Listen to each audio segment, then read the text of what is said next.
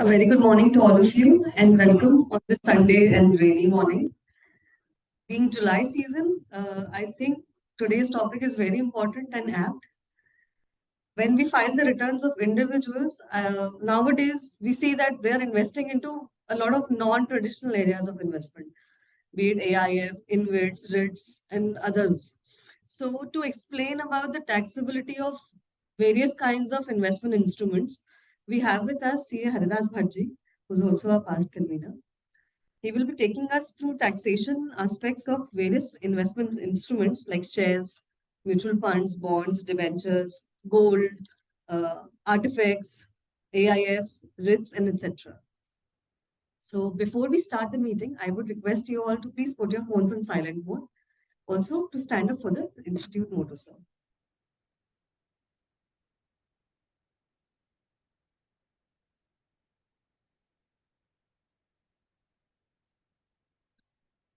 Request you all to please stand at attention mode.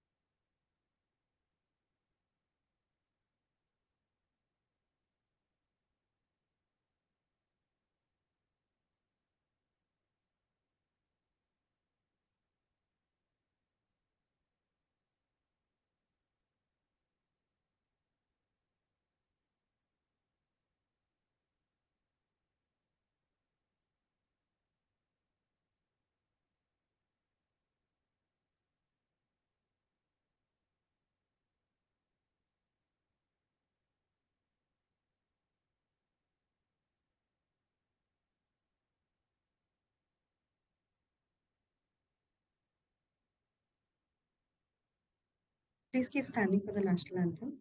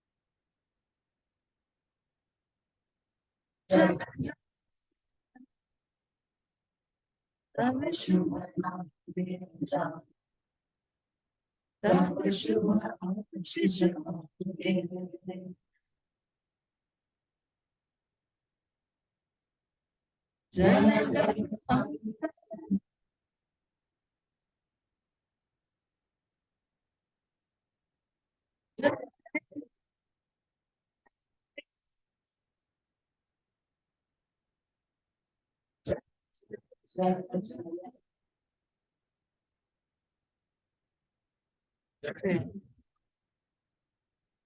Thank you.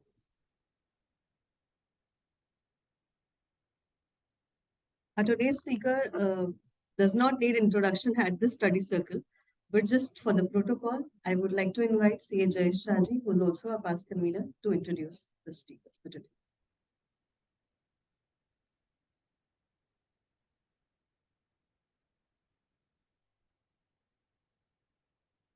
Good morning, all. I'm thankful to the convener for giving this opportunity. As mentioned, Haridas ji doesn't need any introduction to this gathering. He still, as a courtesy requires for the benefit of new members, I'll just formally introduce Haridas ji. He's a practicing chartered accountant since 1986, specializing on income tax matter, and he has handled various corporate multinational corporates and individuals' HNIs matters. He is regularly attending ITAT, Mumbai, Pune, and Ahmedabad. He has served on various committees of WRC and Institute of Central Council. He is a member of Direct Tax Committee of Chamber. He has authored various articles. He's a regular contributor for and compiler for our budget booklet, which is published for so many years. He's a past convener of JV Nagar. That doesn't need any introduction. And he is a recipient of various awards from the various institutions. He has worked, apart from professional work, he is very active in social causes and serving on various posts on the various organizations. With this short introduction, I request Haridas ji to take us through on the very current subject, which is very apt and required for the members. Before he'll deliver the talk, I request Sri Navratan ji Jain, our past convener, to present a moment on behalf of all of us to Sri Haridas ji.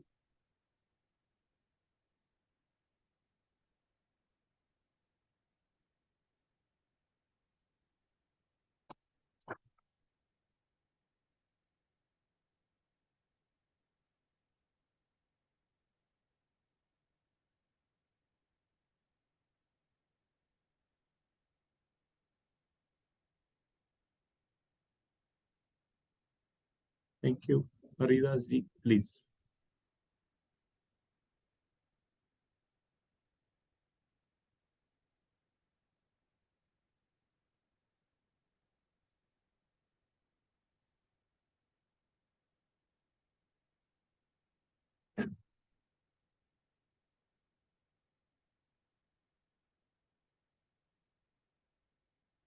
Good morning, everybody. Good morning. I think everybody is interested to know the taxation, investment, etc. That's why with the rain also I can see almost the full house. Anyway, let me tell you, because for this session I myself studied and came like exam. So if there is something unanswered questions, I'll answer later. Whatever the queries possible, we'll answer. Otherwise, we can definitely, I can touch, study that again and give an answer. And first of all, thanks to Purvi for getting such an out-of-box idea for a lecture.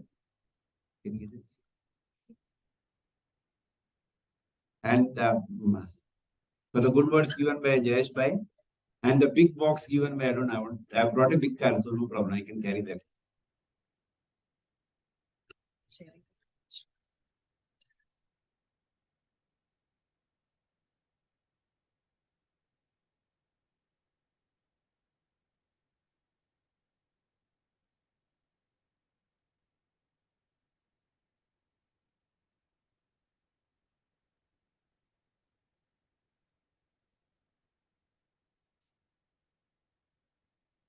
So let's start the day, and I'm not going to, give my opinion or advice on what to invest.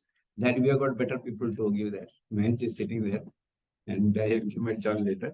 So we'll restrict to the taxation only.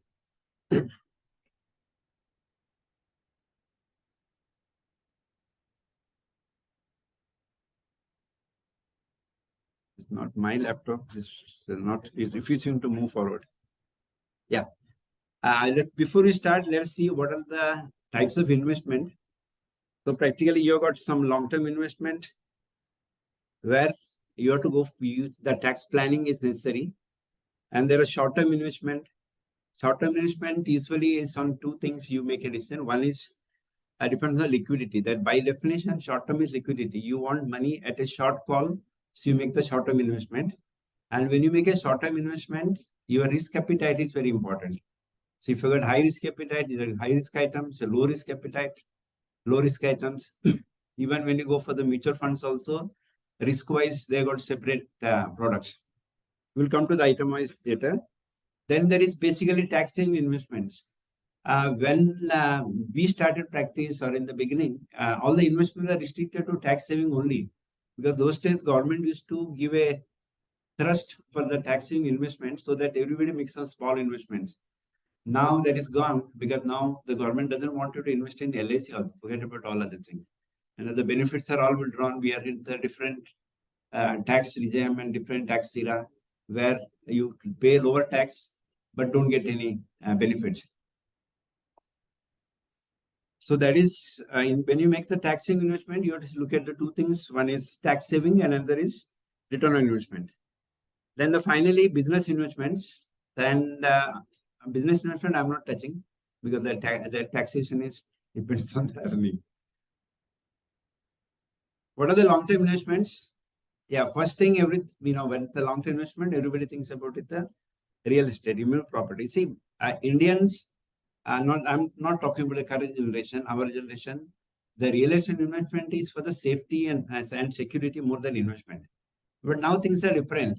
That way, if you see the return on investment on real estate property, it's not worth it. With the house you are having here, with the interest, you can stay in a 5-star deluxe hotel. That is how costly the property investments are. But we are in that generation, that era, that where we feel that security is more important. We want our own house, so invest.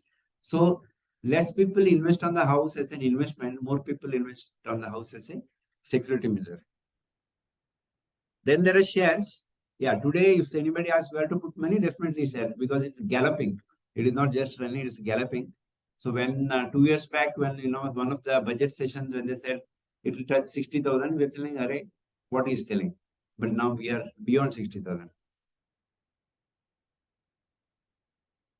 Then there are mutual funds. Now we'll come to the more details on that. Then there are deposits.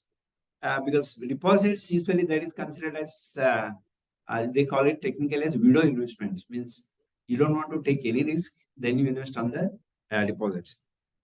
Then there are bonds and debentures. This is a less explored area because people do not invest much on bonds and debentures because there are so many people have burnt their hands in those public deposits and bonds, etc., of sham companies. So even the good companies issue the bonds also, there are less takers.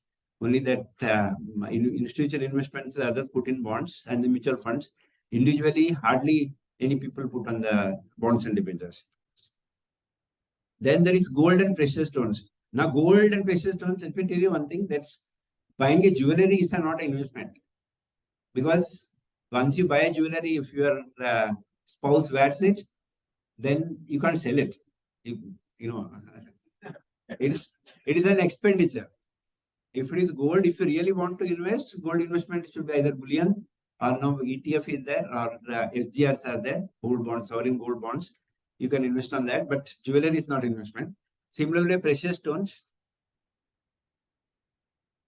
Then we are not into it, but I'm putting it because this is the one area where high net worth people invest. That is works of art and antiques, etc. Because that is very difficult to get, also very difficult to sell also. If you got a Hussein at your house or somebody has gifted Hussein, if you want to sell it, it is practically impossible for you to sell because you have to go to the Sotheby's to sell or any other Indian counterparts. And in this, you have it, it's got a worth, but it is difficult to sell. Then there is AF and REITs. These are the new things. We'll come to that. This less explored area, but now it is just evolving. And we should understand more because there is an easier way of investing and good return and it's tax friendly also. This is a list I have put for long term. If I missed anything, we can have any other long term investments you can think of.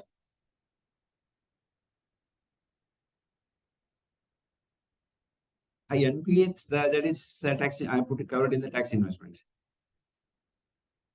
Short-term investments, yeah, first thing is savings bank investment. Now savings bank investment, savings bank account also, there are so many calls because some leverage banks are giving you interest from the day one. 7%, they give 7.25%. IDFC is advertising 7.25, I think.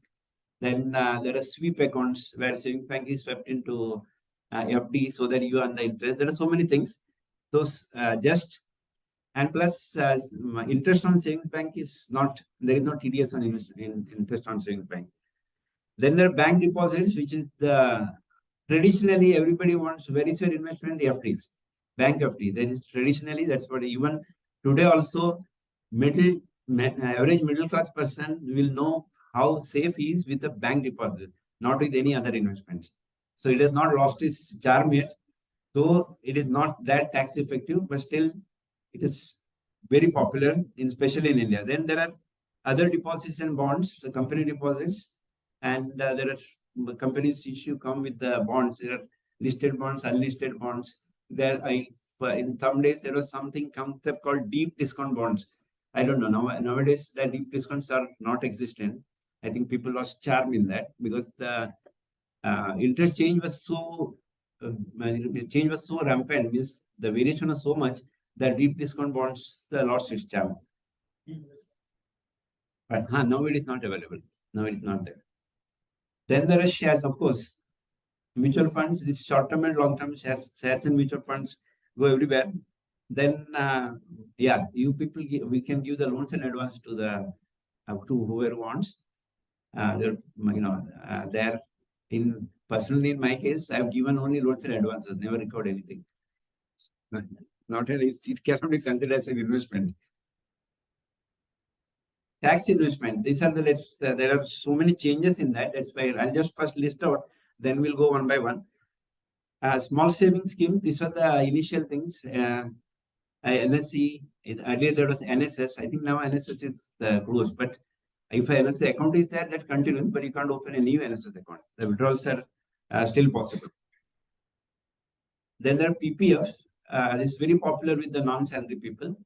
Even today, PPF is very interesting with a high rate of interest, and which is interest is 100% tax free.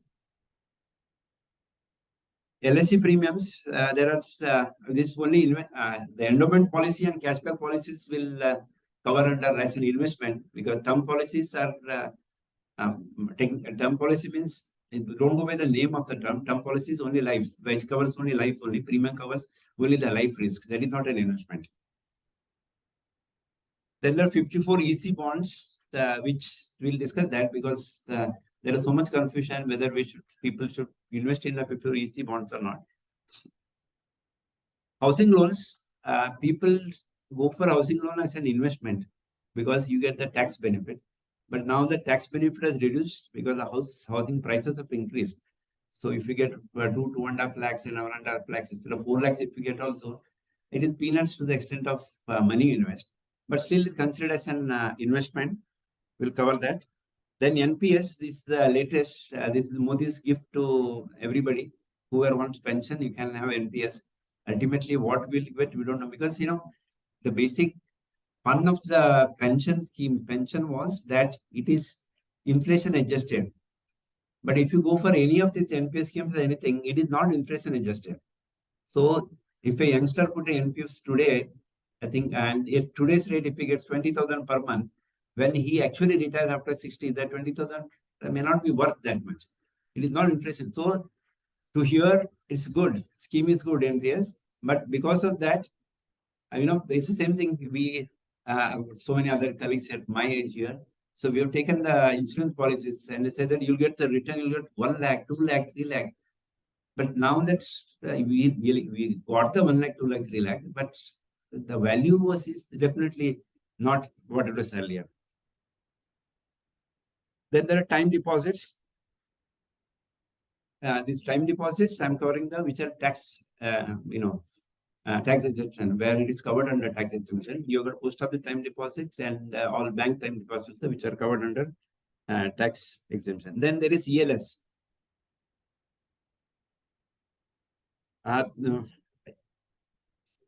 These are the investment you basically make for the tax. And many people, after the discounting new scheme also, when the tax rate is reduced, they continue the PPF because PPF is not just a tax saving investment. It is a good investment with a good return. It's already high rate. Yeah. No. See, the interest rates are high. You compare to the bank, if another thing, PPF you get is high, then plus it is tax free. So it makes it very interesting. No, the PPF and LPS, it is not definitely not adjusted for the inflation. It cannot be also. Then in that case, you have to invest more so that you expect the inflation to be high. Yeah. No, NPS. PPF was supposed to adjusted. Oh, and there are PF and superannuation funds. These investments are eligible only for the employees, not for the general public. But in PF also, now they have started so many caveats and threshold for that. But still, PF is just like PPF. PF is a good source of investment because it is tax free. And there are superannuation funds. Every PF and superannuation in the high salary, there are so many benefits possible. Within the threshold, you can do that, and she can get it's a good investment. As I told you, business investment, I'm not covering it. Now let's come to the try to briefly classify the investments. Now let me come to the taxation on the investments.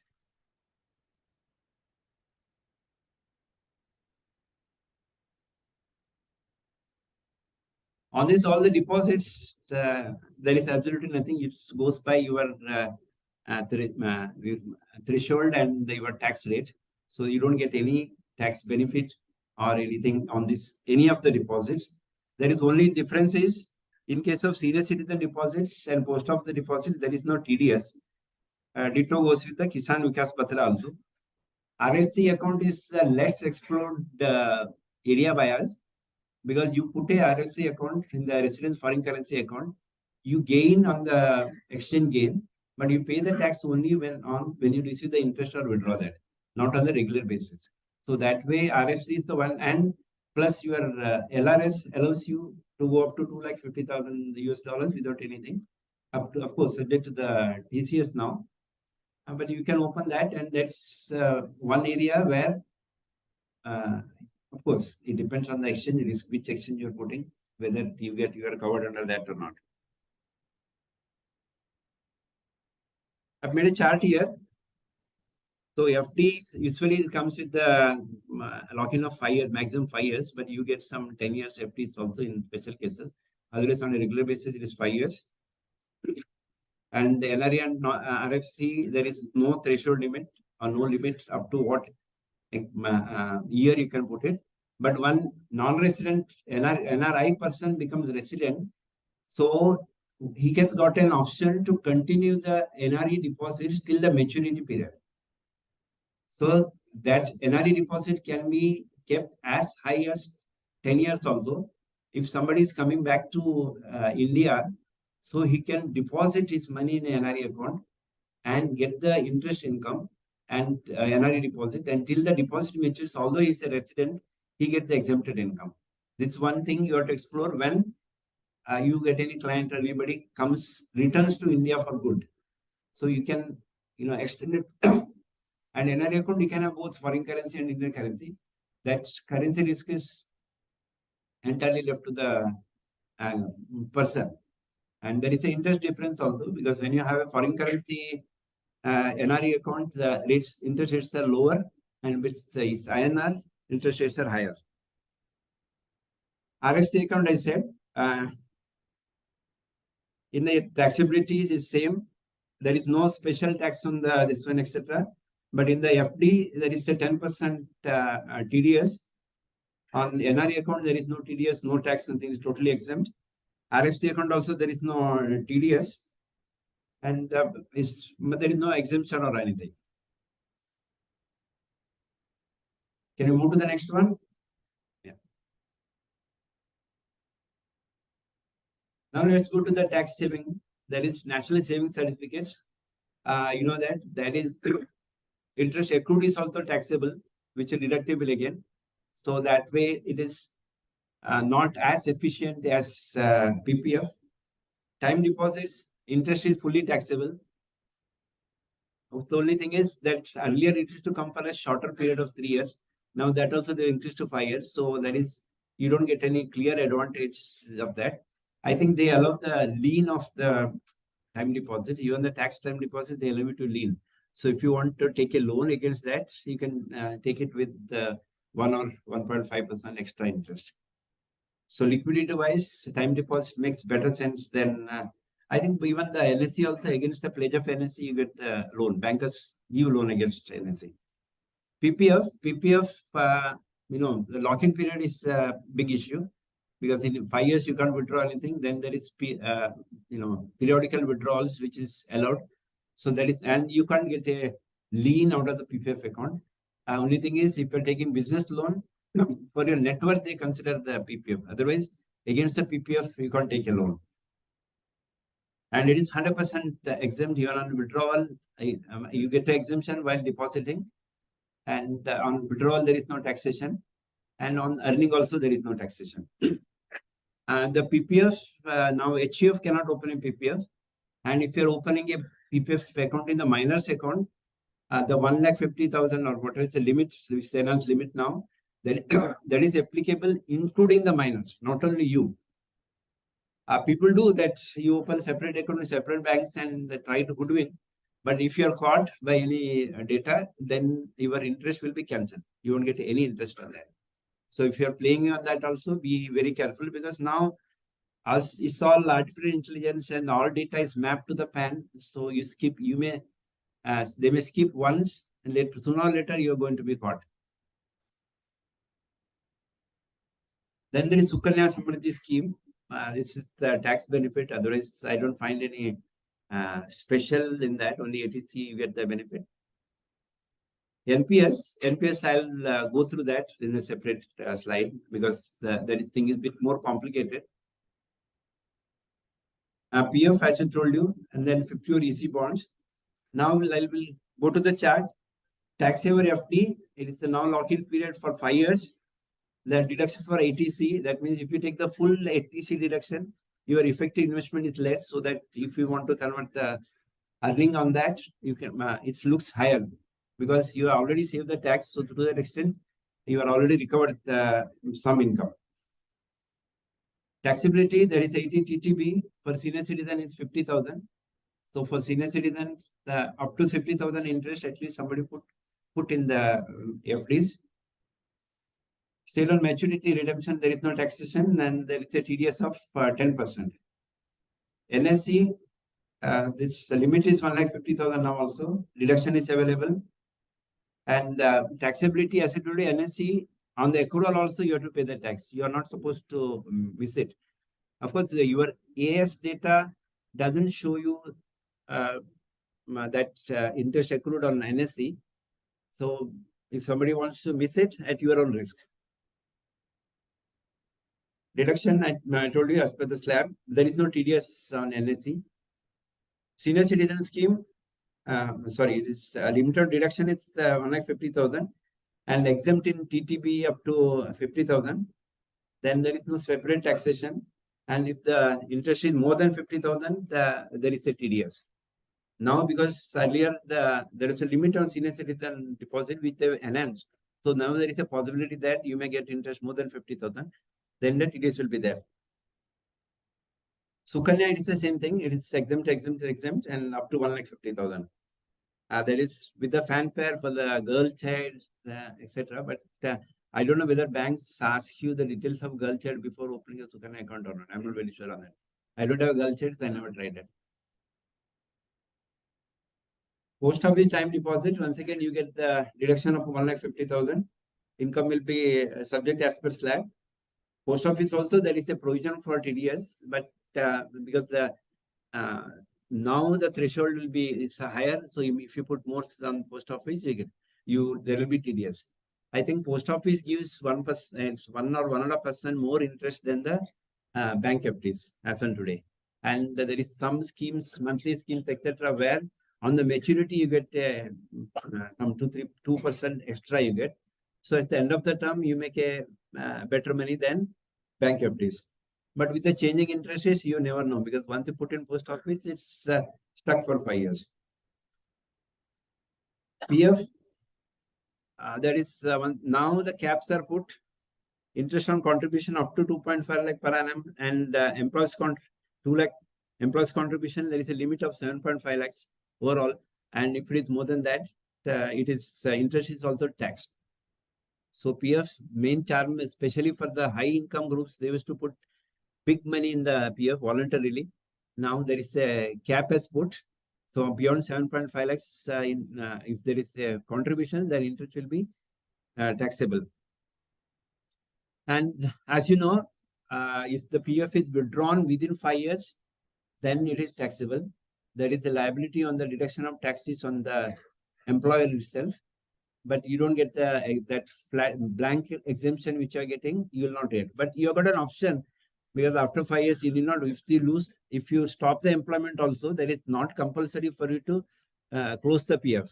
So if somebody has discontinued the employment in the 4th year or something, you can still continue with the PF and withdraw after 5 years and avoid the taxation. PPF, there is no change as of now. It is exempt in all the places. Now I think that income tax deduction under ATC has lost its steam, because going forward with the 7 lakh limit, if you actually calculate, you may end up, nobody will be getting benefited by making the investment. Yeah. On what? Yeah, if it is beyond 50,000, they'll deduct 10%. Senior citizen also.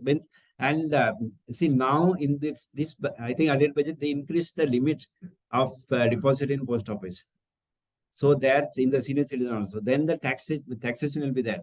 If your taxable income is beyond 50,000 for senior citizen, then it's 30 years. And for others, it is same as any other interest. There is no exemption for post office. Only senior citizen, there is exemption. That also now restricted to 50,000.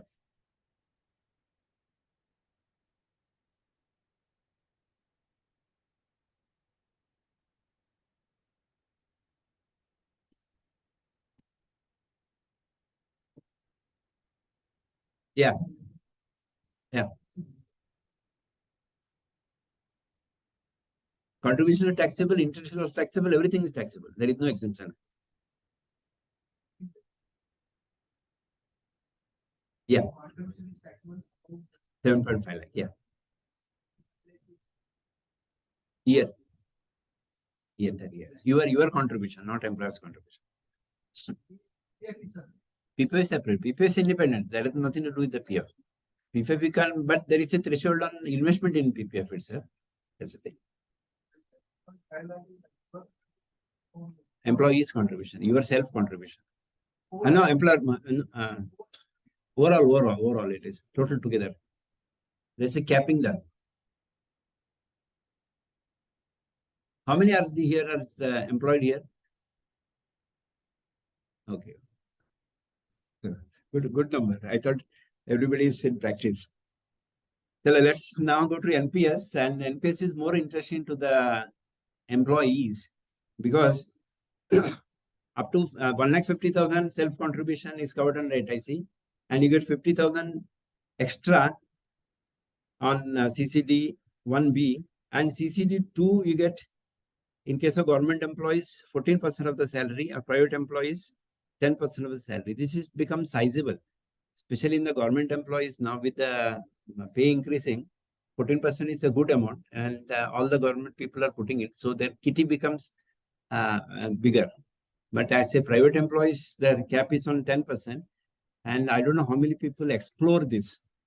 How many people are putting more than 2 lakhs on NPS here? Can I have some call here? Anybody putting more than 2 lakh in NPS? Yeah. Okay. Your salary must be real good. And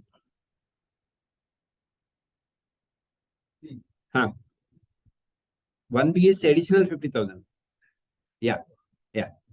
1,50,000 first, then additional 50,000.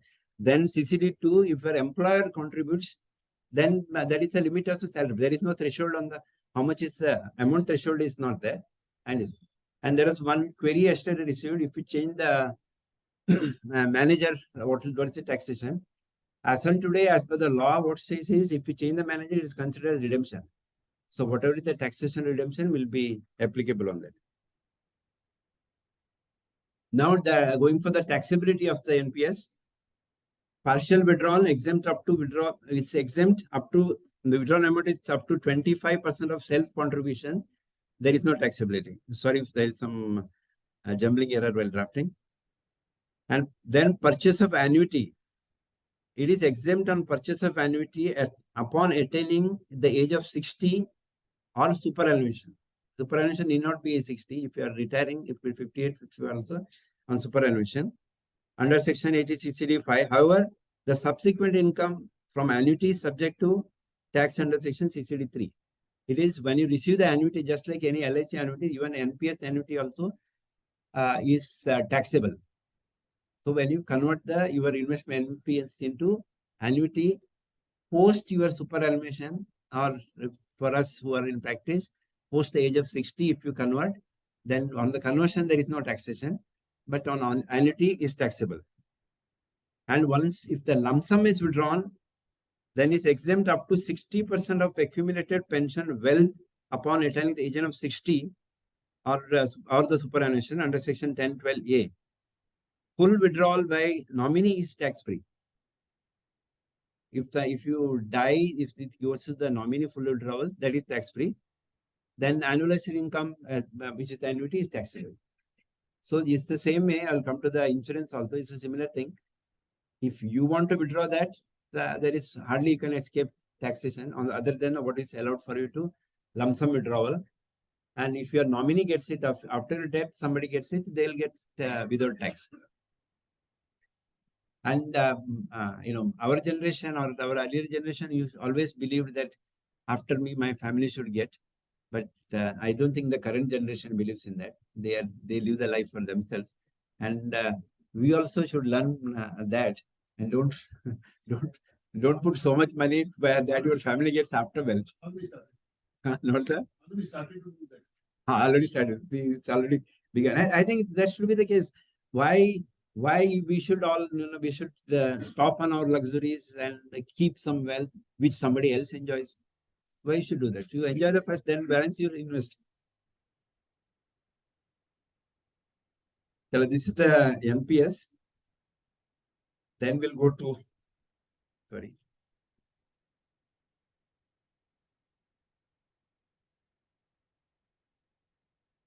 Laptop is not cooperating. I'm sorry, it's not mine. Insurance products, will come to the detail because insurance products, you have got technically 4 products. One is annuities, which you get, after a certain period, you get monthly payments. Annuity monthly, you have got an option to that annuity to get monthly, quarterly, or half yearly or annually. Because I got one annuity which I took in my younger days. So now I saw that figure was coming so slow. I made it quarterly so that it looks like some sizable. 5 figures को कुछ तो आता है, नहीं तो 4 figure हजारों में आता तो उसको दिखता भी नहीं है. It's those annuities are taxable. Then money back policies, endowment policies. There is a difference between money back policy and endowment policies are not much, because money back policies are the endowment policies only. Only thing is you get the periodical money back. In the endowment, you get at the end only. There are so many insurance products. Some endowment policies after the maturity also still the life is covered. So many things. When the insurance companies sell, they sell it, and after once you buy it, you forget it. This is a natural thing. Now let's talk about the 10(10)(d) exemptions, because 10(10)(d) exemption has gone through a lot of changes over the period. So we have to understand whether you are covered under exemption or not. By definition, all the insurance proceeds are covered under 10(10)(d). Now, which is not covered? Keyman policy receipts. Keyman policy receipts. Now, Keyman policy, what happens? Company buys a Keyman and it's assigned to the director. And earlier, before the clarification, what we used to do is you assign it before the term is ends, payment term ends. Then the employee pays the one insurance policy, and because you paid the policy amount, it was covered in 10(10)(d). They've removed all. Now, Keyman policy, whatever money received is not exempt, not covered on 10(10)(d). Now, regarding the Keyman policy, there is no clarity what should be considered as your cost, whether full money is taxable or not. In case of company, there is no confusion because you take the exemption of policies, and when you get the Cayman proceeds, it is taxable. But if it is assigned to the employee and employee paid the assignment amount, what is deduction? There is no clarity. Because if you go for the indexation as a long term, you end up in a loss. And if you don't take the indexation, then you have a huge profit.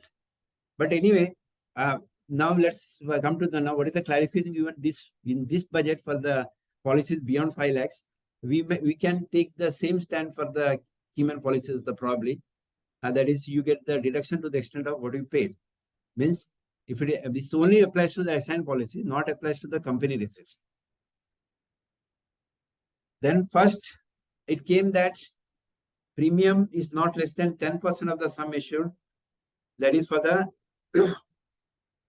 issued after 1/4/2003. When the first it was 2003, they said 20%. If your premium is more than 20%, then your proceeds are taxable. They are not covered in 1010D. Then 2012, they came out with the improvement of that. Now it is 10%. But anyway, that's insurance companies are much better than that because they find out a way how to present it. They say some issued is less, but guarantees more. There's so many things. And some issued 1 lakh, but on your maturity, you'll get 5 lakhs. There's so many schemes there coming. So it is taxable. Now, here biggest problem is, how will you know this? When your client comes with the insurance proceeds, whether this clause is applied or not, how will you know? This is $1 million question. We don't have any ready answer for that. Only one thing I can tell you is a practical approach, that if there is a TDS, then you are not covered under 1010D. If there is no TDS, you can easily say that I'm covered under 1010D because insurance company has taken care of it. If anybody else other views, we can definitely share it. Then unit link policies, that is, that change came in 21. The unit link policy issued after 1/2/21 are treated just like mutual funds. But you don't get the exemption as it was earlier. So for that, if the 10D exemption will be denied only if the aggregate premium exceeding 2 lakh is paid. Here, they clarified it. If you have taken multiple unit link policies, together also you should not cross 2 lakhs if you are invested after 1/2/2021.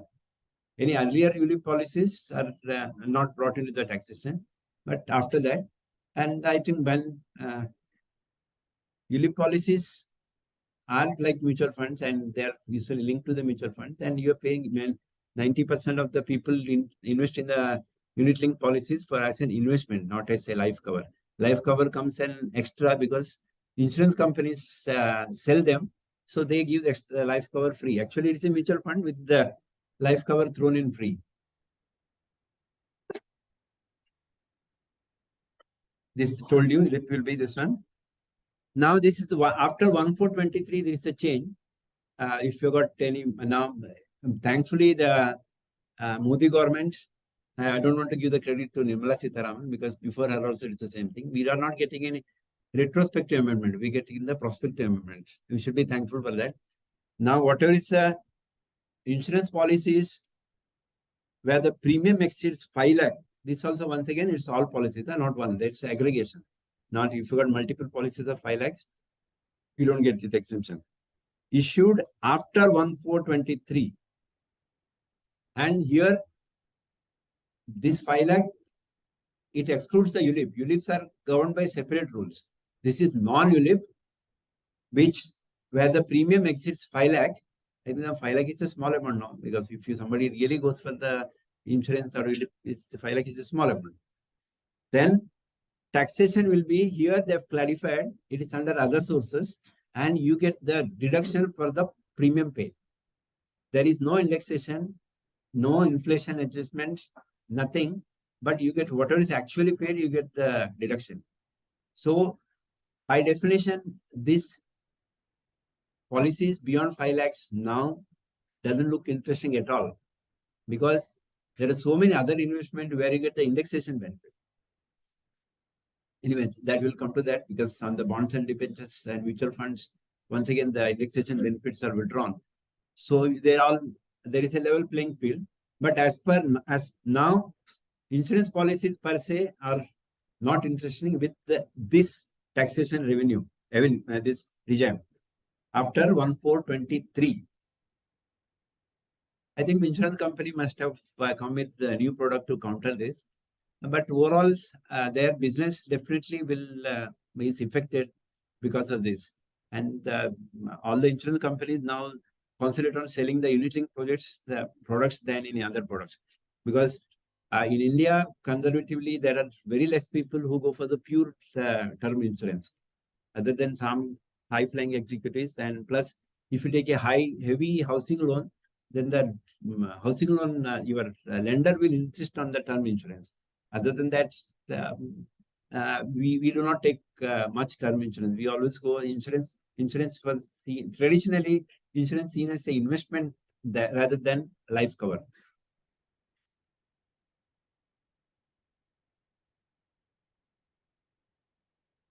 This all insurance policy comes with one better thing. In case of death, whoever gets it, it's all exempt. All this 1010D non-applicability clauses will vanish if somebody gets on death. So if you really want to give some wealth to your successors after death, you can definitely go for that. I think same thing, I put it on a chart. There is no lock-in period, because you can take the term as you wish. Reduction rate is available in all the types of policies. Limit of 1,50,000 is there. Annual income taxability depends on the slab. Then sale maturity, I've covered each and every one. In the annuity, if you while vesting with you get the 1/3 commutation amount that is taxable, tax-free. So that you can avail. If you've got any annuity policy, when the term ends, before the annuity begins, you can commute 1/3 and get it tax-free.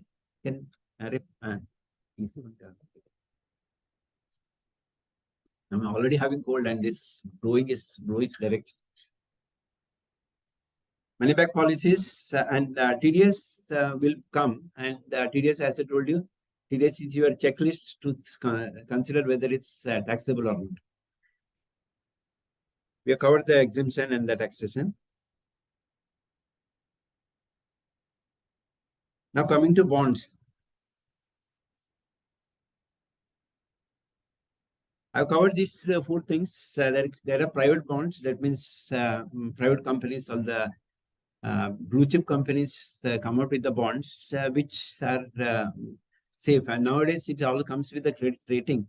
So with the rating, if you invest with the good rated companies, the chances of you losing the capital is bare minimum. But you never know, because when the big company like Jet can go bankrupt overnight, and go will go away in a day. So you never know what will happen, because there is nothing like actual safety. But comparatively with the ratings and the credit ratings, etc., you can select on some companies which are safe, and you can give that.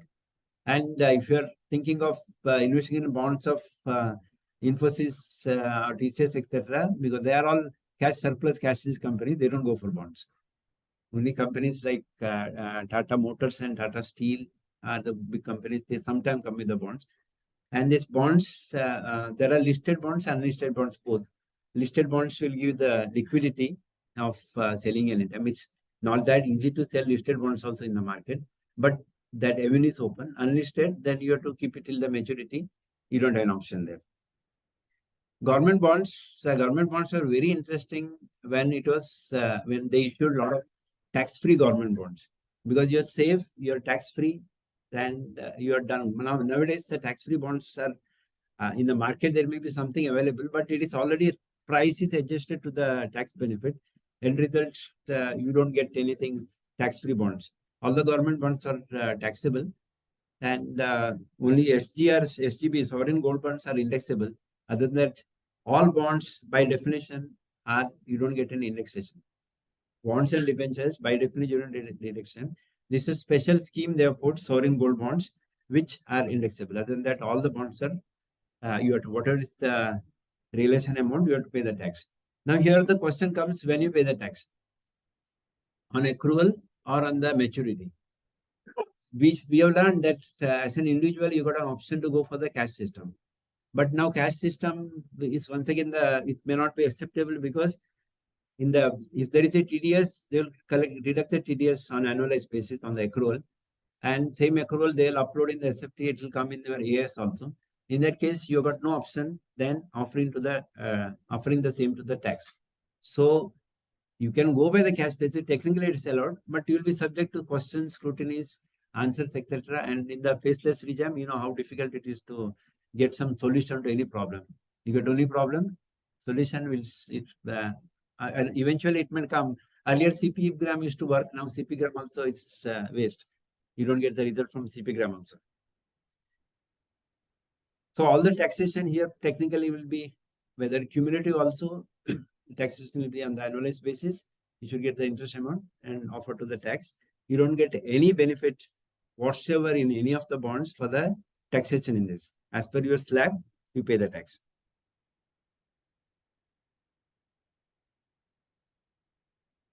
I put the chart. Now, only thing is I put capital gain bonds also in this. 54 EC bonds. Yeah, this comes with the law. Now, earlier it was 3 years. Now it comes with the 5-year lock-in. And the interest rates are absolutely low. And it is, once again, it is taxable. And you can't lean it. You don't get anything. Means practically that money is locked for 5 years other than the interest. So interest is fully taxable. And these REC bonds, they do not deduct the tax at source.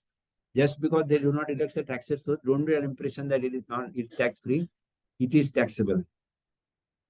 And what I've seen is, if you are assured of now you get more than 8% interest. If you're getting 8% interest on the top slab, paying the tax, capital gain tax is more advantageous than putting in the 50 EC bonds.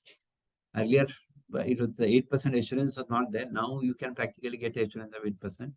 So if somebody is insisting on the bonds, you have to tell them.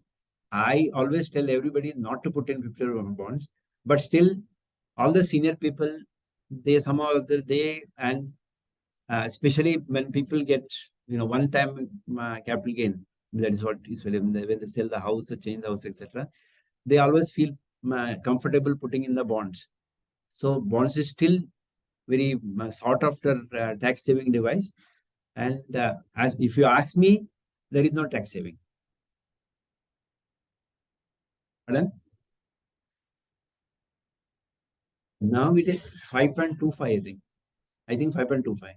Yeah. It was 4.75. Now I think it will increase to 5.25. And it is a fixed rate of interest. Once you take the bond, if the interest rate increases to 10% also, you don't get the benefit. You get the same old rate.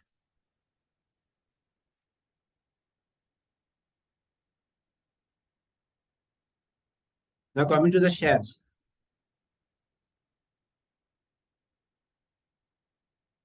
There are listed shares and unlisted shares. Now the listed shares are simple. It's a short-term and long-term, STD paid and non-STD paid. These are the only for classification. And if it is not STD paid, you can go for the indexation. And if it's listed, then you got the chance. There is bold provision of 10% tax without indexation is still applicable to the listed shares.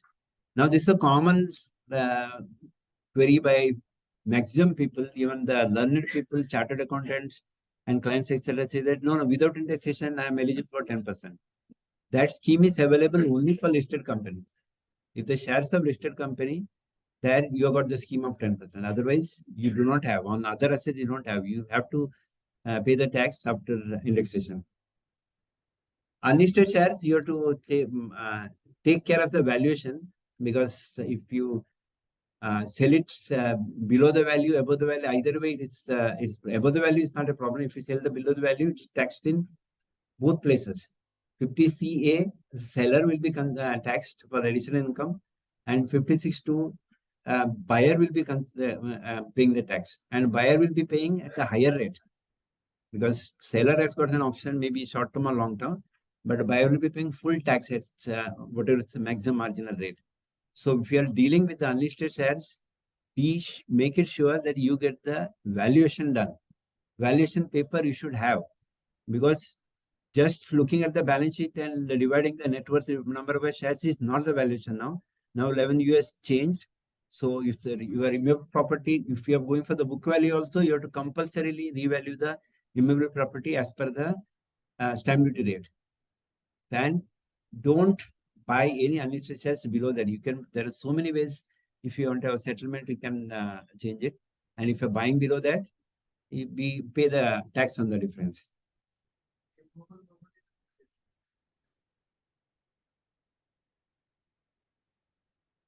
You see, you can go for the valuation. There is approved valuers. They can value the way they want.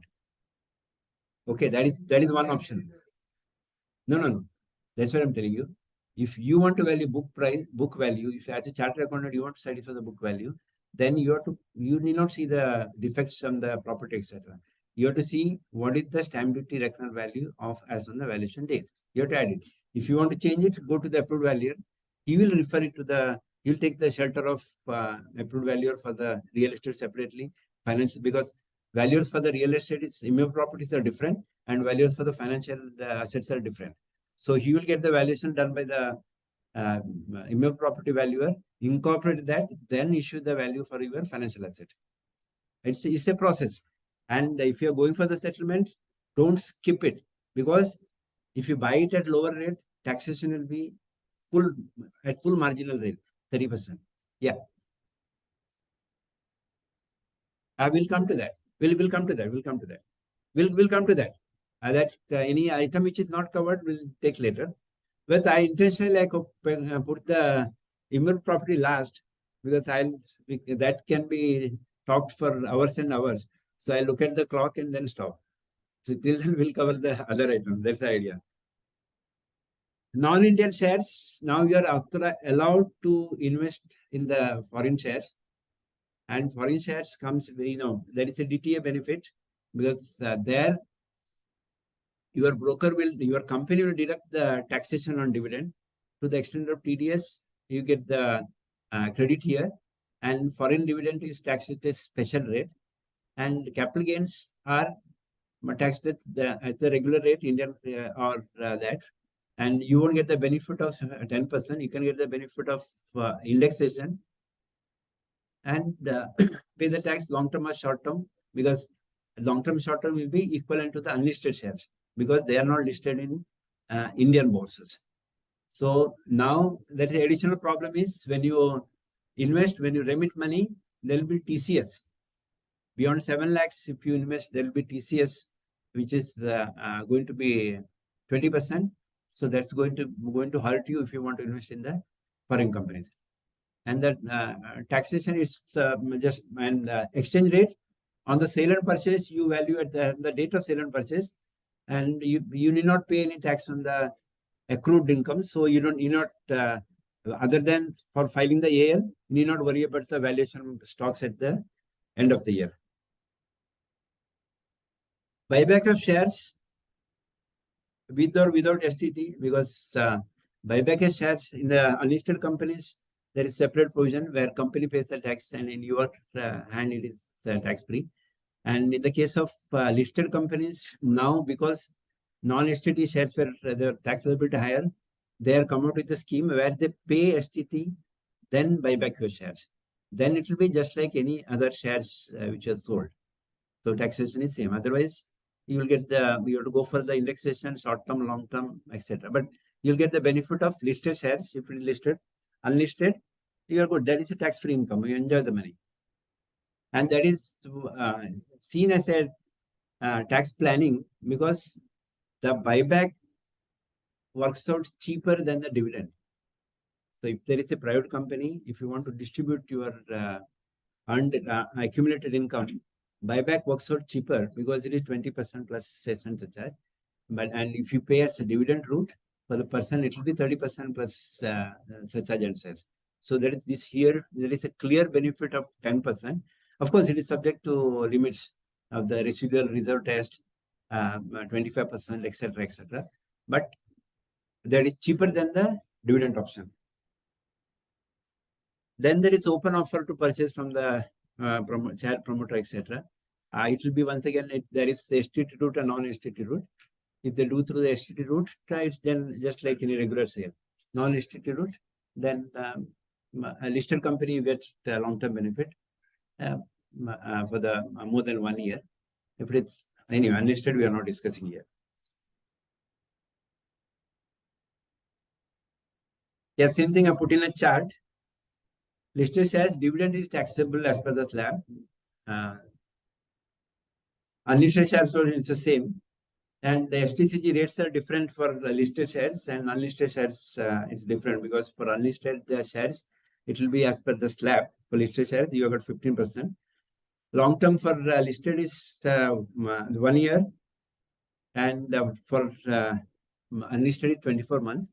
And the grandfathering is available for the listed shares, and unlisted shares grandfathering is not available. But if you got purchase unlisted shares are acquired before 2001, then that valuation as per 1/4/2001, that option is available. Other than that, you get only the indexation benefit. Grandfathering is not there. Anyway, the grandfathering is specially brought in because your capital gains were tax free. Those capital gains are never tax free, so it's not that relevant. TDS on dividend is the same for both, is 10% beyond 5,000. Foreign shares, I told you, that is here the holding period is, although it may be listed in the international bourses, but for you, holding period for long term is 24 months, not 12 months, because it's considered par with the unlisted shares. Buyback, I told you that we covered it. There is nothing special here in this.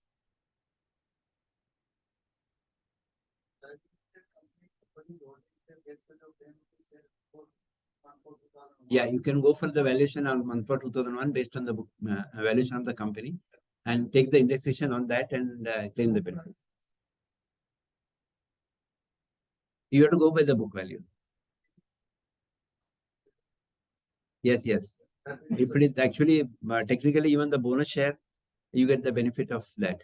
If the bonus share is issued in before 1/4/2001, then whatever is the whatever is the book value as on 1/4/2000 will be a cost. Then you get the indexation. No, listed is market driven. No? Market driven. It's you get a grandfathering. You are out of that. Listed company, if you bought before 1/4/2001, you are out of it because you got a grandfathering clause on 31/1/2018. Yes. You are eligible for that. You are eligible for that. You should take that advantage. Yeah. Coming to mutual funds, the life is different for the debt funds before 1/4/23 and after 1/4/23. Debt fund after 1/4/23 is termed as market linked debentures. That is the terminology used by the income tax amendment, market linked debentures. But mutual funds have given some separate name for that. I think if somebody is in the market, they will know. I forgot the name. They give it a separate name. But anyway, now it is taxable. Exemption are gone.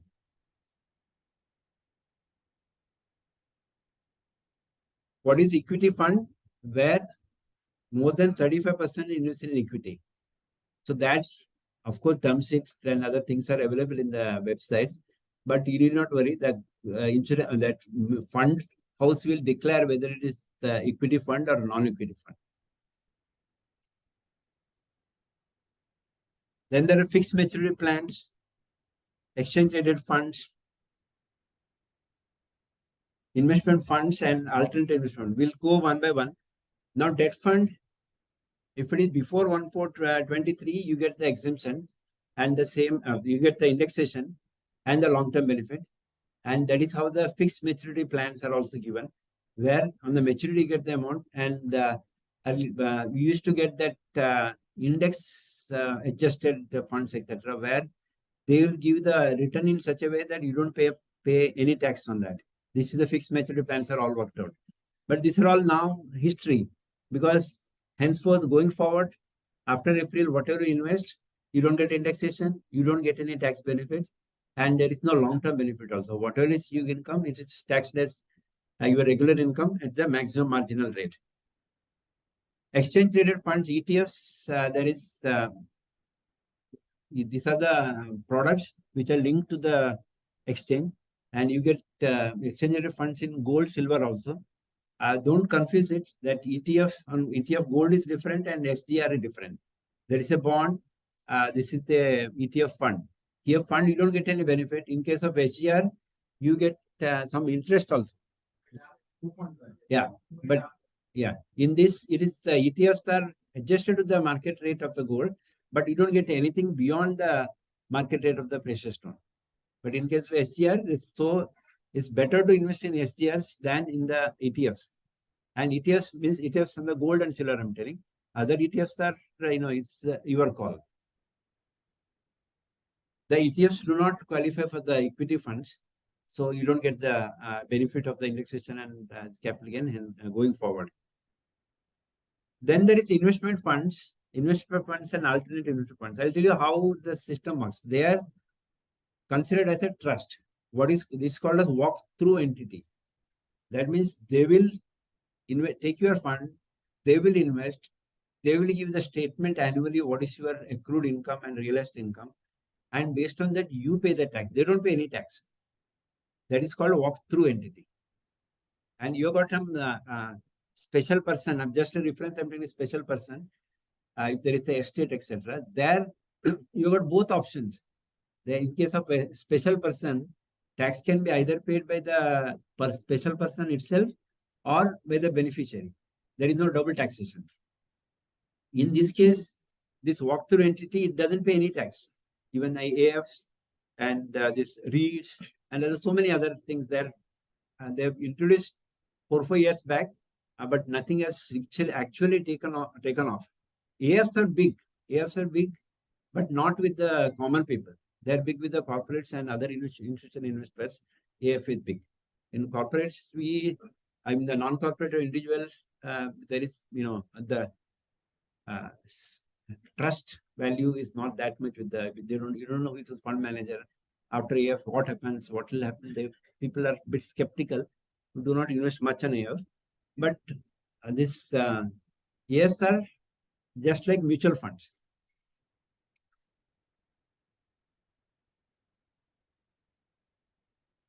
A similar chart here. Lock-in period, only in case of FMP, there is a lock-in period because it comes with a fixed period. This fixed maturity option. Other all come with the open-end schemes. And even the open-end schemes also, they close the scheme periodically and they stop taking from subscription, etc. So in that becomes a closed-end scheme. Tax liability, dividend is taxable as per slab. And maturity, debt mutual funds, this is before the 1/4/2003. That's the short-term capital gain. Here the time limit is 36 months, not 24 months. 24 months is for the unlisted companies. So this bonds and all, it is 36 months. And now moving forward, there is fully taxable.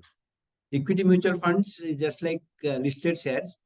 So this is more than 12 months, it is 10%. Less than 12 months, it is 15%. And in equity mutual funds, you get the grandfathering also. And the mutual funds, some of the mutual funds give you the working along with the grandfathering, and some of the mutual funds do not give. That you have to work out. But the database is available where all the mutual funds you can get the rate as on 31/1/2018 for grandfathering.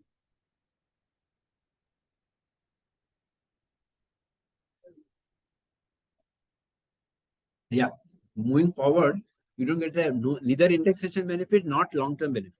Both are withdrawn. No, either long-term. So your tax at a maximum marginal rate only, whatever surplus you get. Pardon? Yeah, capital gain. Gain means whatever you paid, subscribed, that you get the deduction. On the difference, you have to pay the full tax.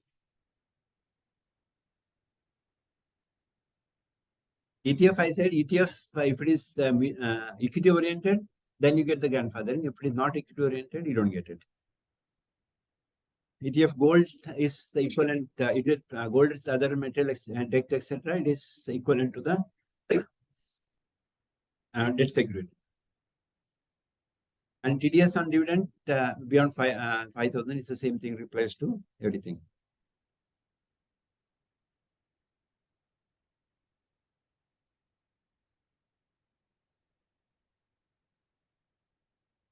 Yeah, now coming to other commodities like gold, other precious metal, precious stones, etc. You don't get any special tax benefit on that. But now gold, physical gold, buying or selling may be a bit difficult. But if you the demat gold or any ETFs or SGRs or any other mode, if you've got precious stone, that you can sell just like shares and stock. Liquidity is there. More on gold, we have got specialist in gold sitting here. He'll tell us. Same thing with the other precious metals, etc. Now only see gold. If you get the if you got old gold, because now earlier everybody has to declare the gold and jewelry etc. under the wealth tax.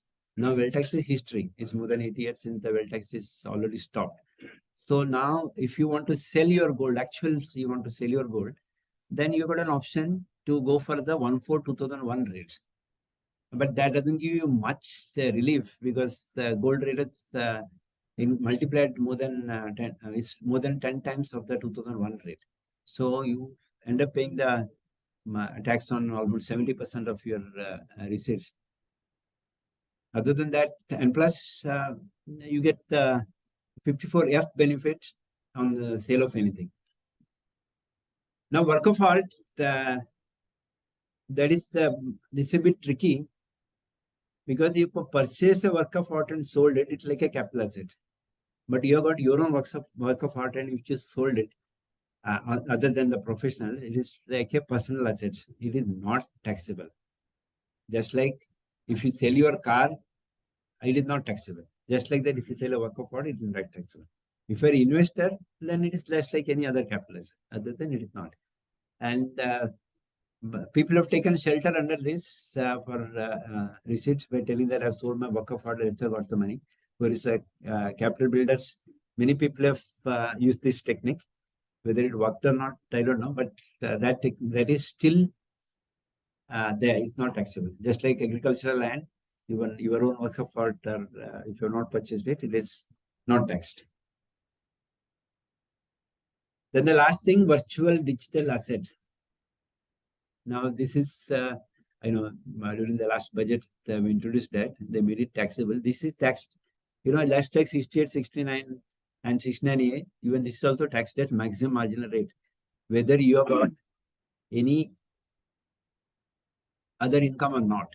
If you are below the slab also, whatever money reaches you out of sale of virtual digital asset, and it is taxed at a maximum marginal rate.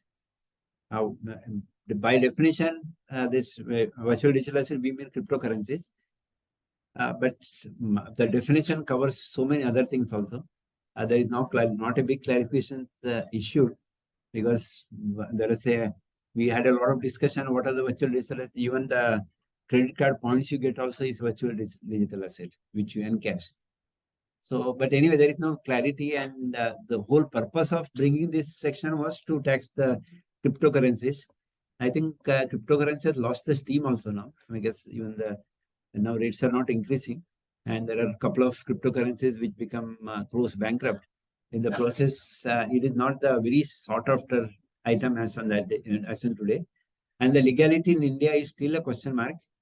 So, as an investment to cryptocurrency, you have to do at your own risk, and there is no benefit, and you have to pay the maximum tax on all income.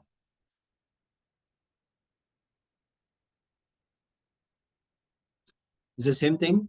Crypto is 30% full tax. Investment in AF If it is if the fund is paying, then it is exempt. Otherwise, you have to pay the walkthrough entity. Hedge fund is same thing. The fund has got an alternate. They give the option who is going to pay the tax. We see it's venture capital. It's your investment. You pay the full tax. Gold we discussed is 36 months is the holding period for the long term. And long term also you don't get a big benefit, it's 20%. And in case of corporates, long term capital is LTCG tax is 20% and other income is 22%. So there is only 2% difference. Work of art, we discussed that. If you purchase it, then you claim it as any other asset.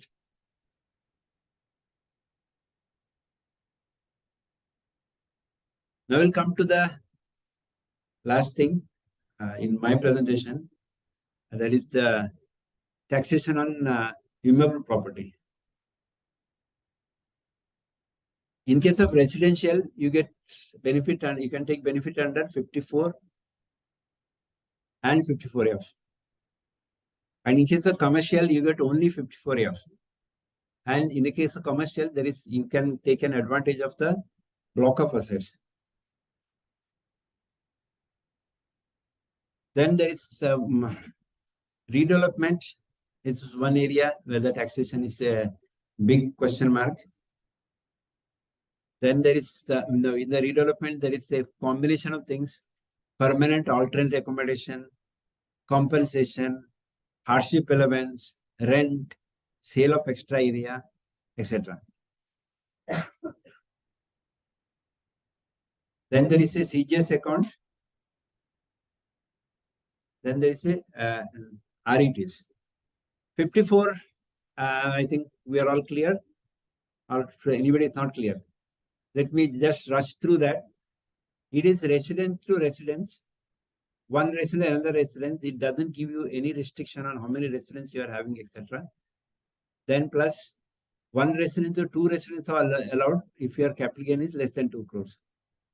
Now, what is the change made during the year in 54 in this budget? 10 crore. Now, beyond 10 crore, you are not eligible for 54. So there is a big rush after the budget to register so many properties because they wanted to claim under section 54.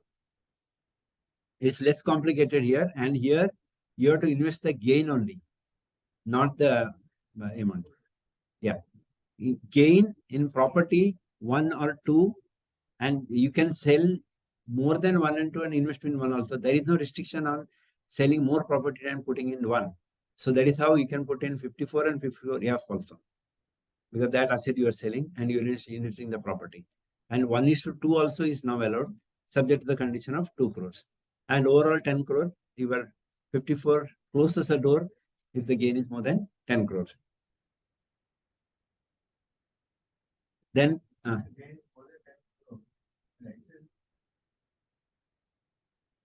no, you are out of that. You are out of that. Then non-residential, non-residence, I put it as commercial. You get the 2 things possible. One is block. If you are in the block of asset, depreciated asset, you can claim the tax benefit under block if you have got different block, etc. There you remember, everybody makes one mistake there because they sell one commercial property and buy another commercial property under construction. That doesn't work because for the block of asset, you have to put to use. If you sell it in now, if you sell it in March and invest in April, you are not in the block of assets. And if you are sold in April and purchased in March, possession you got in April, then also you are out of the block of asset. Put to use is the condition. So if you are taking shelter under block of asset for commercial property, you should be very careful in sale in the beginning of the year and see that your other properties put to use. Because if you buy another property also for furnishing, etc., you will take 6 months, 8 months. Then if it is not completed, then the put to use can be questioned. Then 54F. 54F, yeah, you should not own more than one property. Now here, always the question mark comes is if it is a joint property. If you are having 2 properties, both are in joint name. how do you are you eligible for 50 or F or not? This is the question mark with everybody. But what stand we are taking is you take the first name. If the both are first name, then you are not eligible. Because you can always declare that second name is only for nomination. But many times happens that money is paid by one person but registered in two names. So although the right-wise it becomes equal, money is not paid. In that such cases, you can always claim that second name is only for nomination. So hence, one person in first name, another first name, you are eligible for 50 or F. And 50 or F, the basic difference is that it should be full amount. You get the proportion to the sale proceeds, not to the gain. This is one big difference between 54 and 54. Yeah. And it is not only commercial assets, any other asset, if you sell, you get the benefit under 54 F. You can claim the benefit of equity shares also. If you got long-term gains in the equity shares also, you can take use of the 54 F. And if there is a, for example, you sold one house and purchase another house, you can take simultaneously 54 and 54 of both. Only thing is, see that you don't overuse. If it's a say, if the investment is 200 rupees, out of that 100 rupees is 54 and another 150, 54 F, it is fine. But you cannot say 100 rupees in 200 in 54 and 254 F, you cannot do that. It should be overall within the limit. Overall, your total investment should be including both 54 and 54 F. Yeah. If it is depreciated, then it is in the block of assets. You are not eligible for any long-term gain. But now if it's a depreciable asset, if you stop depreciation, then in that case, your cost will be the return on value as on the date when you stop claiming depreciation. And your long-term calculations will also start from that day. So you still, because there are so many companies close, their asset is there. So they can claim under 50 or F. And even the long term also, you can claim under that. Huh.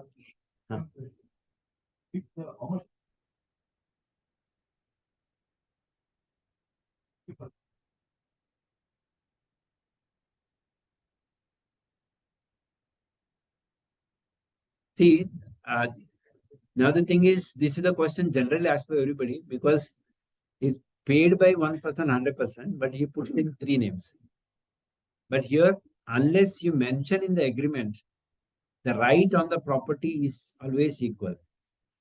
If you mention in the agreement any percentage wise, whose percentage is what, and if you mention that two names are only for nomination purpose, if it is part of the agreement, then you can take a shelter. And buyer usually he takes your indemnity and affidavit, then deducts in one person if you ask for it. If you ask me, that is not a conclusive evidence. It should be only if the agreement contains particulars of the sharing, then you can go by that sharing. Otherwise, it's always equal. If there is 3, 4, 5, how many number of holders, everybody's share is equal. Before,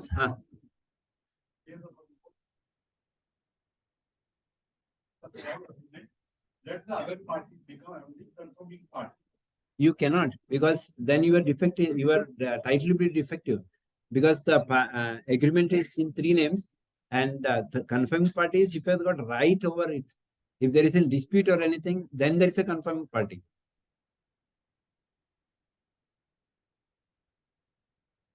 One second, let him complete. Yeah.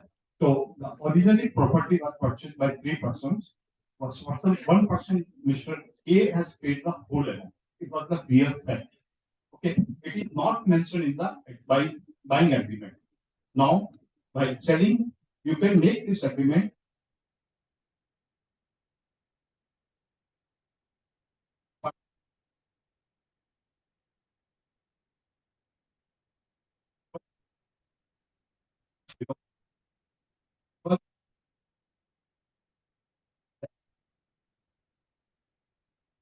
Yes, or accession of the capital. No, it's a good idea is given. If you taken because I had a doubt on the title of that property, because the ownership is 3 and sold by one person. But if you taken the opinion, and this is a good idea which we can use, because this problem is rampant, and then especially the TDS. If based on that, if that person deduct TDS on one person, then although we talk so many technical things, if tax pay, tax here, tax there, etc. Then ultimately, you pay in one name, and in the AS data there is a sale of property listed, and you are not offering, then there will be scrutiny. So what idea he is given, it works fine, because the confirming party is on the TDS also not deducted, and because confirming party, even the registrar do not send the PAN data of the transfer. Because if you sell one property, that in AS data there are two places the data comes, one from the registrar, another from the TDS. So with this we can avoid those two. See, this is the advantage of having a meeting. You can get some new ideas. And title, I'm not very sure. I go by face value. Yeah. The property is gifted by say father. Gifted. Property gifted by father to sons of Putra sharing, and then it is sold. Now, in the sale agreement.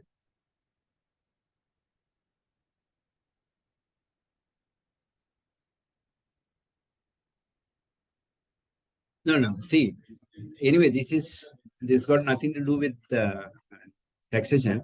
But I'll tell you, if the for the taxation concerned, gift is not regarded as a transfer. Okay, that is, keep it aside. For the taxation purpose, gift is not regarded as a transfer. So it is the cost to the father only will be the cost here. Now, if the gift is gifted registered in two names, then the buyer has to buy from both the names. He can't do that one name. Yeah, because it's in his case, what he said is that payment was done by one person. Here, whoever has paid has already gifted to two people. That is matter closed. Yeah, that they are already recognized as equal owners. You can't change it. There is a 45(2) conversion of investment to stock in trade. This one, if you are having a piece of land or a piece of usually it's in the piece of land, and if you want to develop it, then you can claim benefit under this 45(2). Here, how the scheme says is, you introduce your investment as a stock in trade, and when you introduce stock in trade, you value it. For example, you have got some ancestral property, the land, your cost is 0. 1/4/2000 value also, let's say 10 lakhs. As in today, you want to develop it and make a high rise.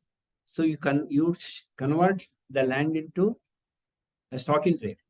Then you value it as in today. Let us say it's valued at 10 crores. Then you don't pay tax this year.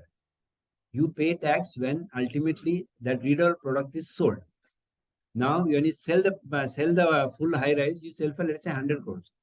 In that, 90 crores should be business income minus your construction cost, whatever it is. And 10 crore will be long-term capital gain.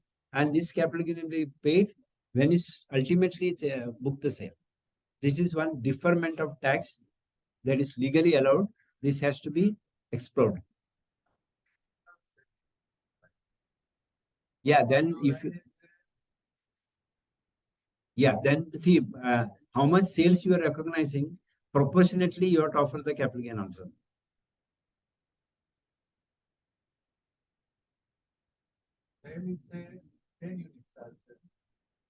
You have got that. You got a formula for this construction contracts. ICS declared that based on the formula, recognize the sales. When you recognize the sales,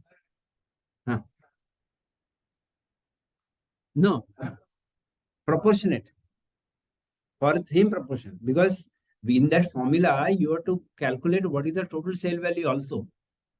So then proportionately offer the capital gain also, and whatever is the adjustment, it will be done in the final year.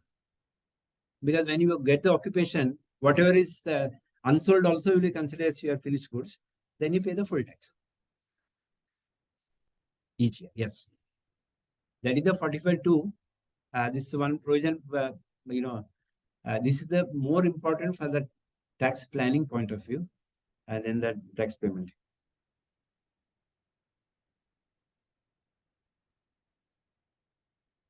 Then coming to redevelopment, I tried to classify what are the agreements done, usually you go for the redevelopment agreement, which is registered and stamp duty is paid on that.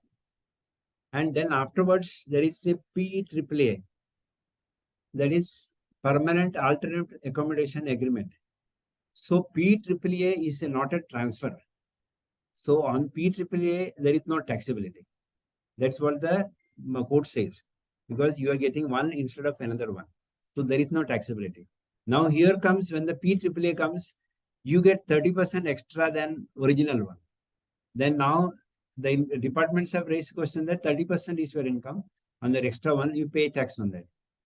You and some, I got multiple assessment on the same issue. In some assessment it is accepted, some assessment it is going on litigation, because there is alternative theories are possible. One is it is covered in the PAAA, that's why it is not taxable. It's a simple, straightforward, plain vanilla.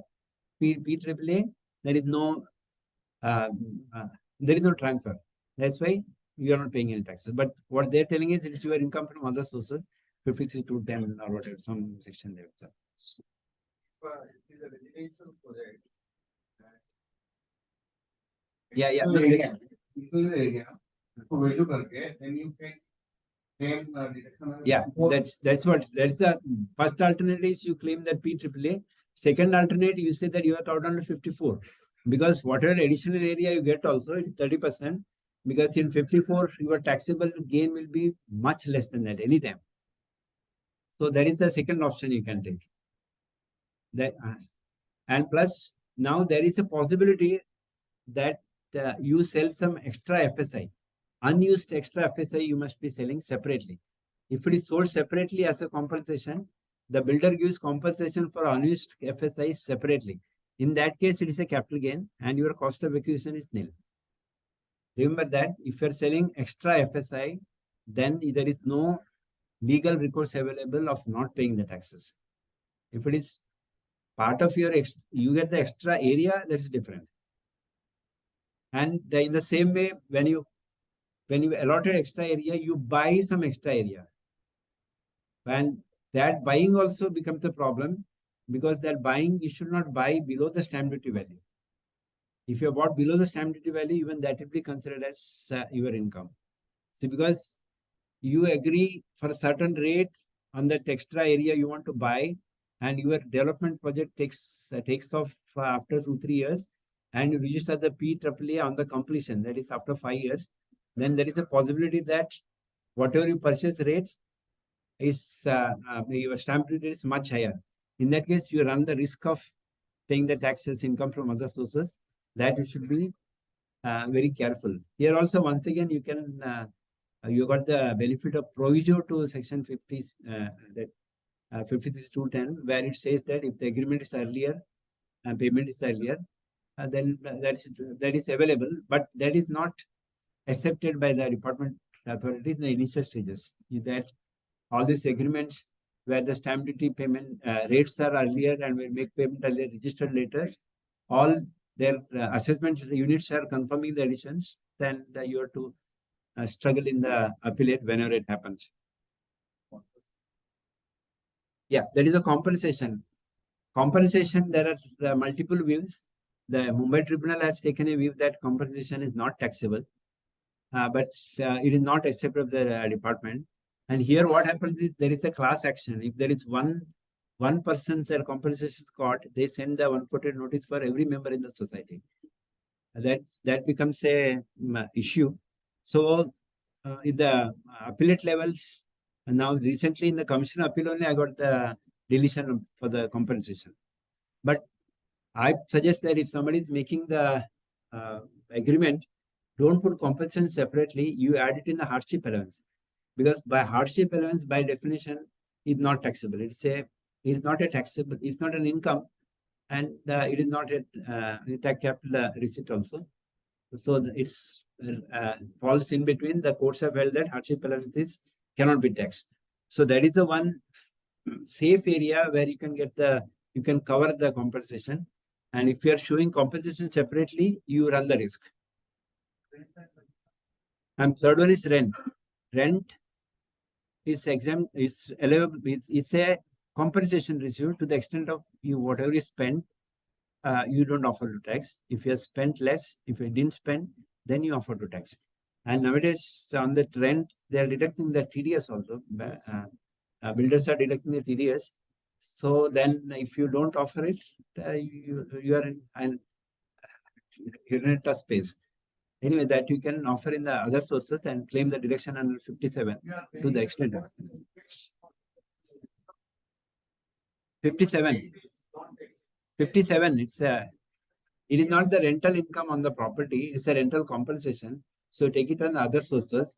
Don't claim the 30% allowance. When it with the rent, no, when it for J or whatever it is. Yeah. See, the thing is, the builders have given opinion that you should not pay without TDS. So they look for the nearest to the nomenclature. That is the rent. Although technically you are right, it is not covered under rent, but they deduct to be on the safer side. That is what I don't deny that, I don't disagree with you. But the thing is, they want to deduct the tax because they want to be safe. And under what section do you deduct tax? So they picked up this section. That's how it works. Yeah. Then yeah. Tenancy right surrender is specifically cleared in the Act that it is taxable. If you paid anything, then to the you are a tenant, and in lieu of tenancy, you are getting the property, right? Yes. And so it is covered under 54F and PAAA. Then the cost of acquisition. Zero. But you should be first take the shelter under PAAA. There is no transfer. You got the property instead of this. But I suggest you take 54F because you can recognize that value in your books. Then later on, when you want to sell, you are safe.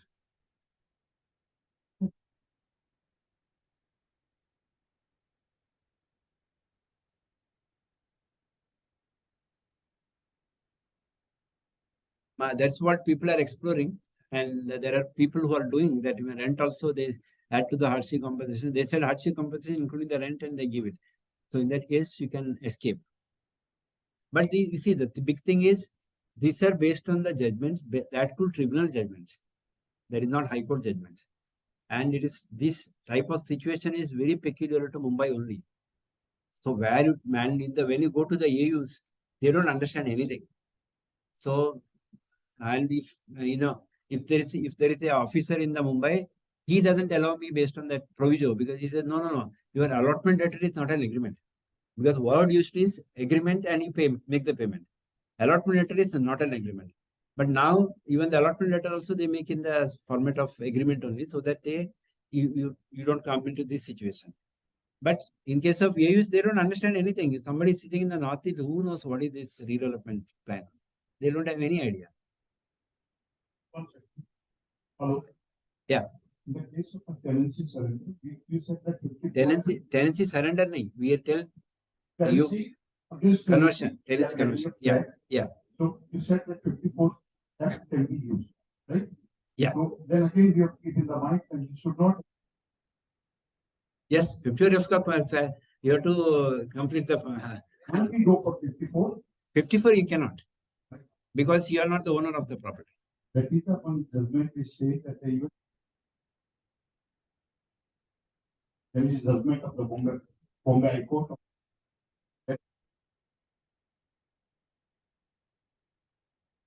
Nature or substance may become maybe less. See, the thing is more So, than. My point is that one, why should we that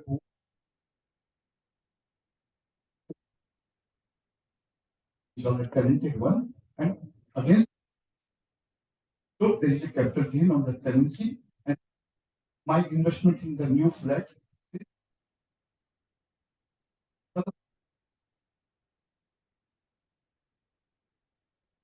Yeah. It's a thought, right? Which I think is. See, first of all, if the tenancy is more than 60 months, as per the Transfer Property Act, is calculated as intellectually member property. In that case, you should be eligible for as a owner. And the judgment, I have not heard it. We can definitely, it's a good idea, this one. But it is all subject to litigation. But you go for the PAAA, that is the basic fundamental. Then that should be whether 54, 50 or whatever it is, there should be alternative arguments. Basic argument is you are under PAAA, it's not a transfer. That should sail you through. Rent, we covered extra area. I told extra FSI, we discussed that. Now 54 EC bonds. Here the one thing everybody gets mixed up with this is the 6 months from the date of sale is applicable to 54 EC bonds, not for anything else, for the property purchase or CGS account or payment, etc. It is the due date of return which is important. But for 54 EC bonds, it is 6 months from the date of transfer. Now, date of transfer, there are so many complications in the date of transfer. But you ideally, you should safely, you should go for the date of registration or the date of transfer. Because what is date of transfer? There are three, the courts have held that there are three ingredients for the date of transfer: possession, payment, and registration. So, if the, now basically what has happened is many people have registered on 31st March, 30th and 31st March they have registered. But the payment and possession, everything is in April. Then when do you say show the transfer? Yeah, 31st March, because it's more practical. Because if you go for the AS data, TDS, AS, everything is coming under March. Although you get the possession and payment later, you better safe than sorry. Next year. But if you go, yeah, that is the next option. That is the next option. But if you carry for the TDS, AS data, they say that the investment not reported, sales not reported, they will come. Actually, the most practical approach will be go by the date of registration and go by the TDS date and AS date. That is the more practical situation. Legally, out of three, if the two are completed, then it's the transfer. Possession, payment, and the registration. Out of the three, two are completed, it's considered as transfer. But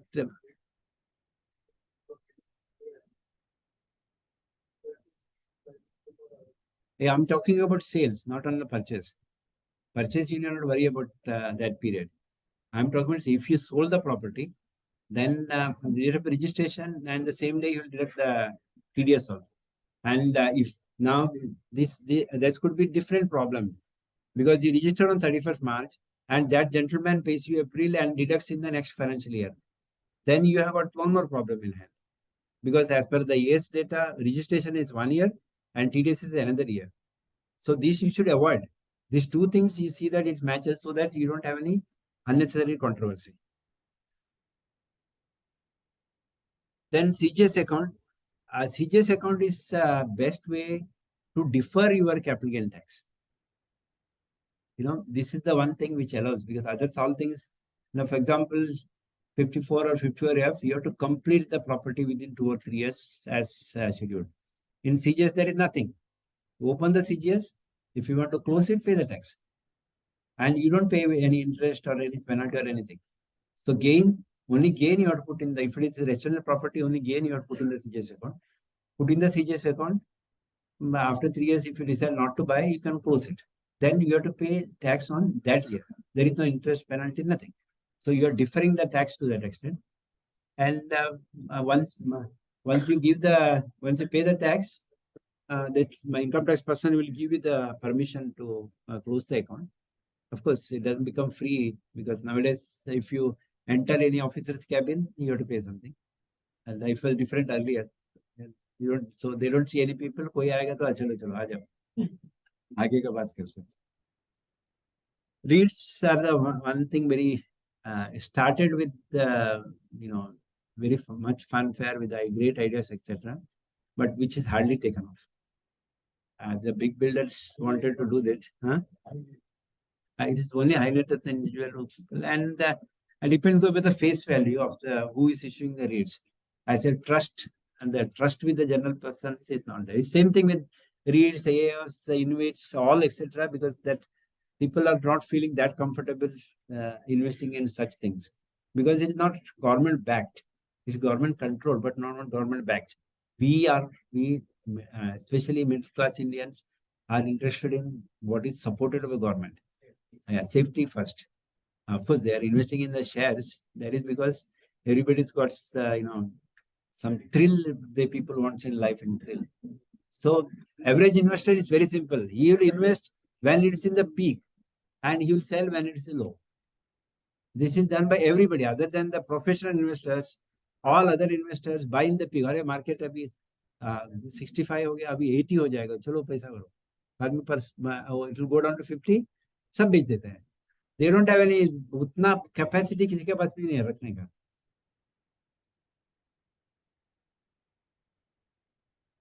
It's a walk-through entity. Walk-through entity. Yeah. I think this we have all covered. There is nothing. Yeah, I think we had enough question answers. And am I early or late, madam? On time. Okay. So on time. So there is on time because thanks to you, people ask less question. Exam pass. अभी exam तो दे दिया, pass हो गया, fail हो गया, बाद में बोल देना. Yeah, yeah.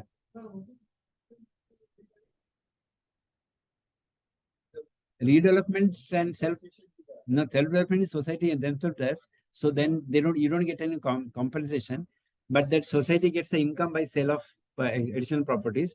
That income is fully taxed. You don't get any benefit on it. That society will pay the tax. Yeah, no, that is call somebody has to take, but their society gets the income by sale of property, and that is distributed, or society keeps it for anything else. Usually do not keep, they distribute to the dividend tax will come. Dividend tax will come. Yeah. There is dividend is not tax free. But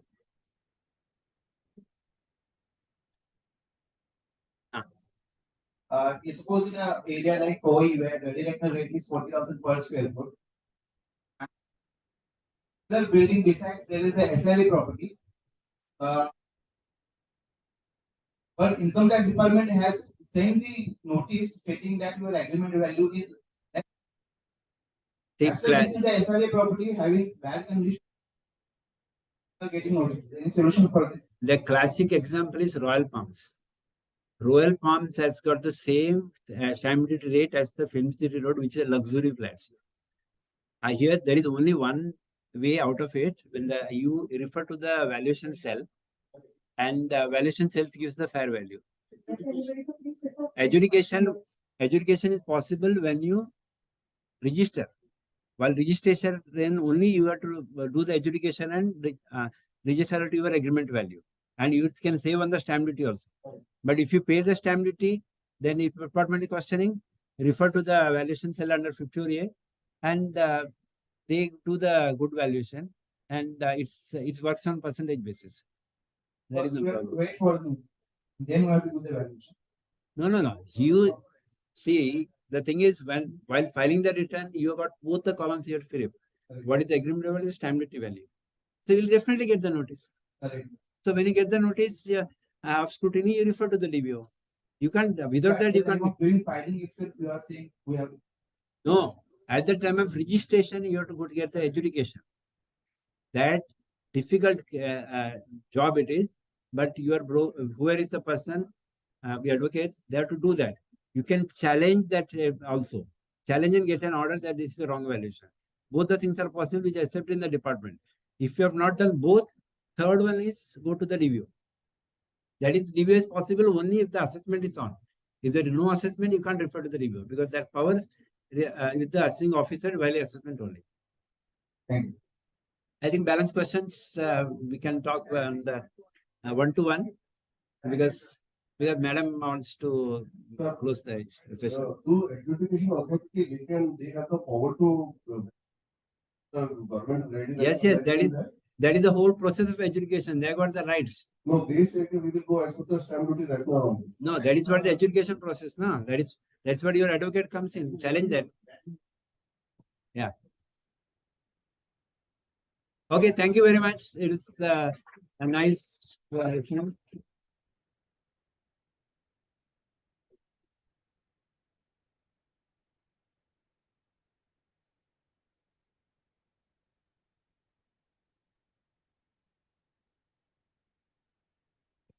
Thank you so much for this wonderful interactive session, very informative for all and useful for all.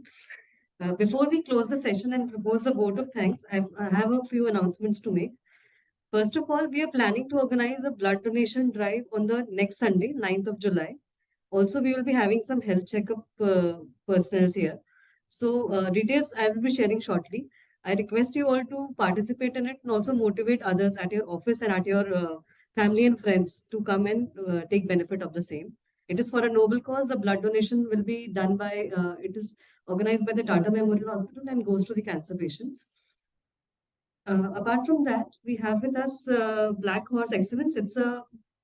These people, they have developed a Excel based utility for automation of financial reporting.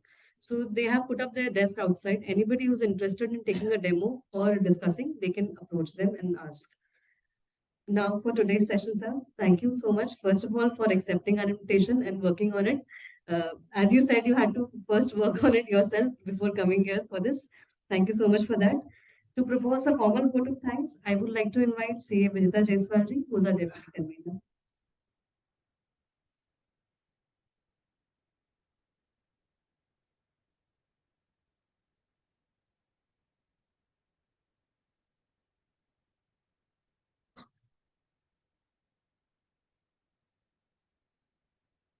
Thank you, Purvi.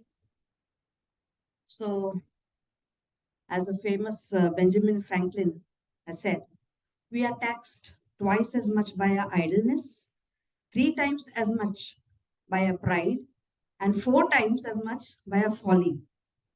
So, it's always better to be aware, plan accordingly, and save ourselves from unnecessary taxes.